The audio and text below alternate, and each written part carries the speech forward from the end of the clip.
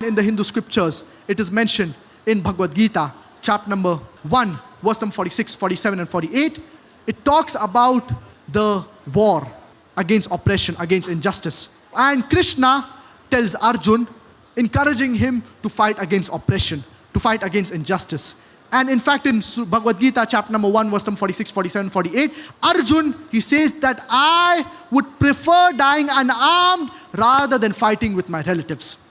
And in Bhagavad Gita, chapter number 2, verse number 2 and 3, it is mentioned, Krishna tells Arjun that how can you be so important?